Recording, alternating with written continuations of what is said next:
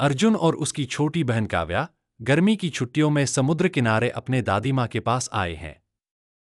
दादी माँ एक रहस्यमयी महिला हैं जो समुद्र की पुरानी कहानियां सुनाया करती हैं। एक रात जब समुद्र से किसी की पुकार जैसी आवाज आती है, अर्जुन बेचैन हो उठता है। नींद में ही वह समुद्र की ओर खींचने लगता है। सुबह उसकी हथेली पर अजीब नीला निशान दिखाई देता है। काव्या को दादी माँ का एक पुराना संदूक मिलता है, जिसमें एक बेहद पुरानी डायरी रखी होती है। उसमें समुद्र के नीचे छुपी किसी प्राचीन नगरी, समुद्रदेव और एक शाप की कहानी लिखी है। अर्जुन उस निशान से डरने लगता है, लेकिन काव्या उसे खोज में साथ चलने को कहती है। अर्जुन और काव्या एक छोटी नाव लेकर समुद्र की गहराई की ओर जाते हैं। अचानक समुद्र का पानी उनके चारों ओर से गोल घूमने लगता है और नाव गहराई में खींचने लगती है।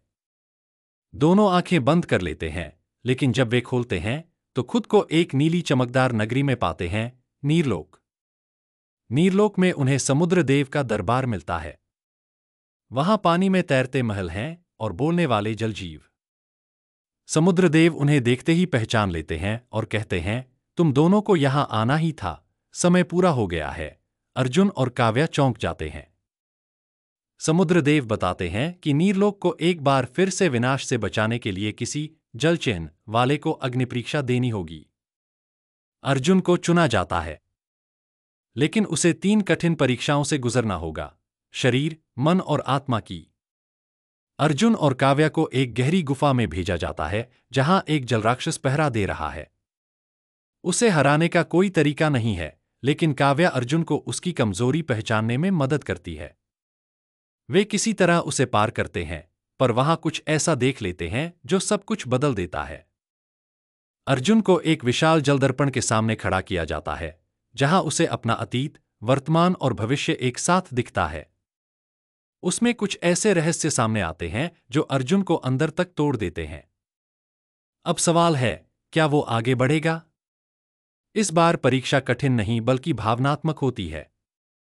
अर्जुन से एक ऐसा निर्णय करवाया जाता है जो उसके दिल को चीर देता है।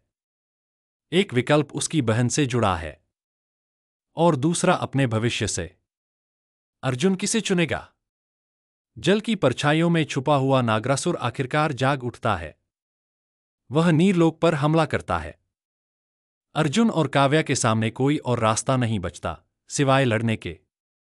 नीरलोक के जीव भी उनकी सहायता करते हैं, लेकिन युद्ध बहुत ही भयानक होता है। अर्जुन और काव्या अंतिम बार नागासुर के सामने खड़े होते हैं।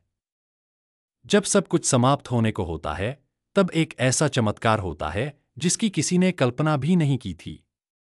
लेकिन इस चमत्कार की एक कीमत है, बहुत बड़ी। नीरलोक शांत है।